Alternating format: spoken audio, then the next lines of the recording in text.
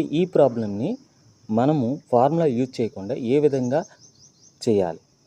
Find the area of triangle అన్నప్పుడు మనకు ఖచ్చితంగా 3 పాయింట్స్ అనేవి ఇవ్వబడతాయి. ఆ 3 పాయింట్స్లో ఇది x1, ఇది x2, ఇది x3. ఏ ఇలా రాసుకోవాలి, ఏ మైనస్ ఏ. ఇప్పుడు x1 తీసుకున్నాం కాబట్టి బ్రాకెట్లు పెట్టాలి. పెట్టిన తర్వాత x1 తీసుకున్నాం కాబట్టి y2లో నుంచి y3ని సబ్ట్రాక్ట్ చేయాలి. అంటే b మైనస్ c చేయాలి.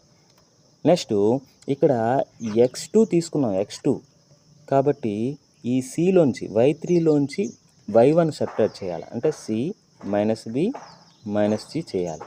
నెక్స్ట్ ఇక్కడ మనము x3ని తీసుకున్నామంటే ఈ y1లో నుంచి y2ని సబ్ట్రాక్ట్ చేయాలి. అంటే b ప్లస్ సిలో నుంచి మైనస్ b ప్లస్ సి. ఇప్పుడు వీటిని ఏం చేయాలంటే ఈ మూడింటిని కూడా మనము సింప్లిఫై చేసి యాడ్ చేయాలి.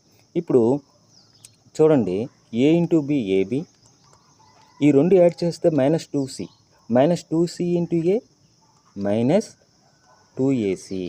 Okay, that equal to next ఈ మైనస్ సి క్యాన్సిల్ అయింది, a into minus B minus AB.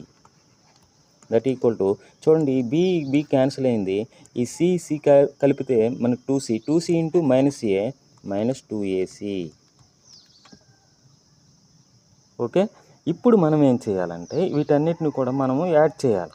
Add చేస్తే మనకి ఏమవుతుంది, ఈ మైనస్ ఏబి ఈ ప్లస్ ఏబి క్యాన్సిల్ అయిపోయింది. మనకి ఏం మిగిలింది ఇప్పుడు, ఈ మైనస్ 2c యాడ్ చేస్తే మైనస్ 4ac వచ్చింది. అంటే మనకి ఇప్పుడు ఈ మైనస్ 4acని ఆఫ్ మాడ్యులస్లో ఇలా వేయాలి. మైనస్ 4ac వేసిన తర్వాత ఇప్పుడు ఆఫ్ మాడ్యులస్లో మైనస్ ఉన్నా సరే మనం ప్లస్గా ట్రీట్ చేయాలి. 4ac దట్ ఈక్వల్ టు 2 1 జా 2 2 జా దట్ ఈక్వల్ టు 2ac. ఎక్కడుంది మన option? 4th one is right answer. ఈ విధంగా మనము ఫార్ములాస్ యూజ్ చేయకుండానే మనం చేయవచ్చు. అంటే నెంబర్ ఆఫ్ టైమ్స్ ఈ విధంగా ప్రాక్టీస్ చేసినట్టయితే మనం చేయగలుగుతాం. ఓకే.